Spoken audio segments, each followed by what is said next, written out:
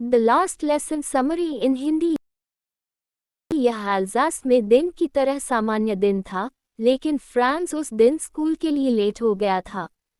वह स्कूल ना जाने की सोचने के बारे में उन चीज़ों के बारे में ज़्यादा सोचता है जो उसे रास्ते में दिखती हैं, जैसे कि चिड़ियों की चहचहाहट या फिर सोल्जर को ड्रिलिंग करते देखना।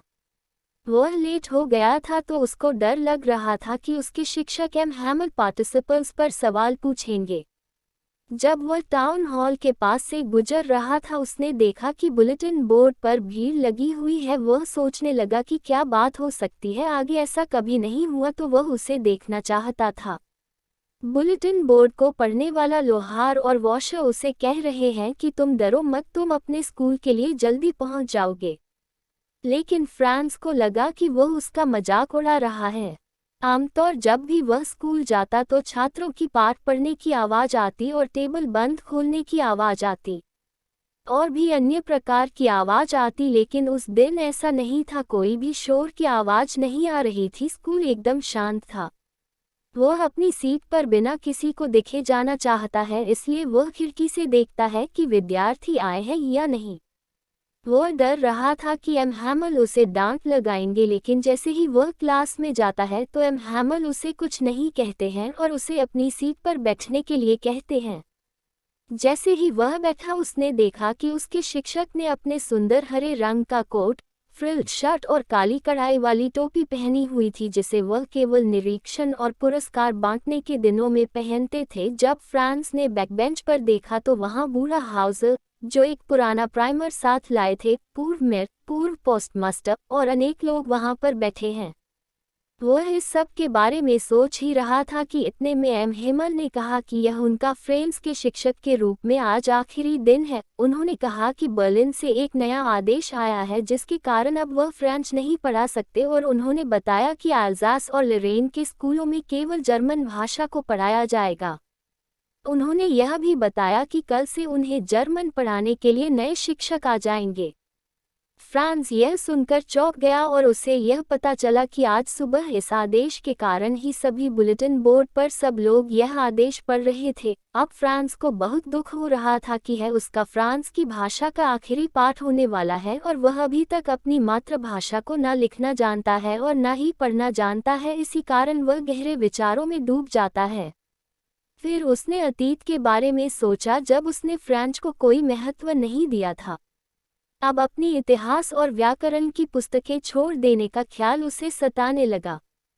क्योंकि अब एम हैमल दूर जा रहे थे, इसलिए फ्रांस ने उन्हें उनके सख्त तौर तरीके के लिए भी माफ़ कर दिया। फ्रांस एम हैमल के लिए बहुत दुखी महसूस कर रहा था। अब वह जानता था कि उसके शिक्षक ने आज यह विशेष कपड़े आखिरी पाठ के सम्मान के लिए पहने हैं और सभी गांव वाले आज वहां उपस्थित थे उनको सम्मान देने के लिए। अब थोड़ी देर के बाद फ्रांस की बारी थी कि वह पार्टिसिपल्स पर सवाल का जवाब दे। फ्रांस चाहता था कि वह बिना रुके प्रश्न का उत्तर दे सके, परंतु वह बीच में रुक गया और सिर झुकाकर अपनी सीट पर खड़ा रहा।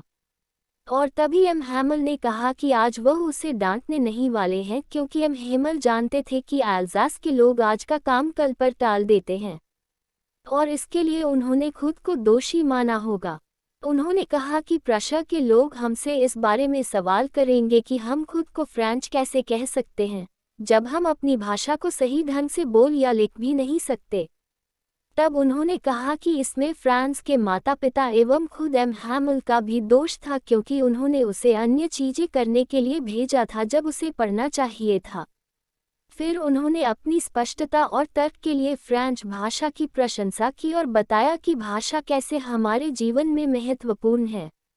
उन्होंने कहा कि गुलाम लोगों के लिए भाषा एक चाबी के समान है जिसे वह अपनी स्वतंत्रता पाने के लिए इस्तेमाल कर सकते हैं।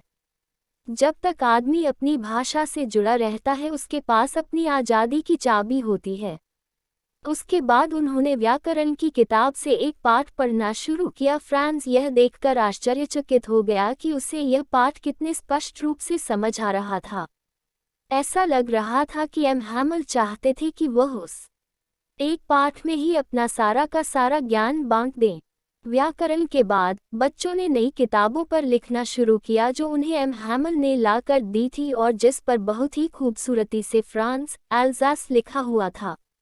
अब हर कोई लिखने में इतना व्यस्त हो गया था कि उन्होंने कुछ बीटल्स और कबूतरों पर भी ध्यान नहीं दिया। फ्रांस सोच रहा था कि क्या प्रशा के लोग कबूतरों से संदेश भी जर्मन में गवाएंगे क्या। फ्रांस ने देखा कि एम हैमल अपनी जगह पर एकदम स्थिर बैठकर कक्षा में सब कुछ देख रहे थे। ऐसा लग रहा था कि जैसे वह अपने दिमाग में सब कुछ बसा लेना चाहते थे क्योंकि अगले दिन उन्हें यह देश छोड़ना होगा और उनकी बहन ऊपर कमरे में ट्रंक पैक कर रही थी। लिखने के बाद उन्हें इतिहास का पाठ भी पढ़ना था।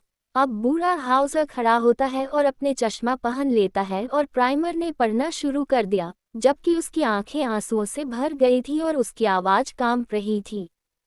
कमरे में हर कोई एक ही समय में हंसना और रोना चाहता था। जैसे ही 12 बजते हैं एक ही समय पर प्रार्थना और प्रश्न सैनिकों की ड्रिलिंग की आवाज़ आने लगी थी। एम हैमल खड़े हुए और बोलने लगे। ऐसा लग रहा था कि उनका गला घुट रहा था और वह एक शब्द भी नहीं बोल पा रहे हैं। इसलिए उन्होंने ब्लैकबोर्ड की ओर रुख किया और चाक के एक टुकड़ा से जितना बड़ा हो सकता है लिखा, वाइवल फ्रांस। फिर वह दुख में दीवार के सहारे झुक गए और अपने हाथ से एक इशारा किया कि क्लास खत्म हो गई है, आप लोग जा सकते हैं।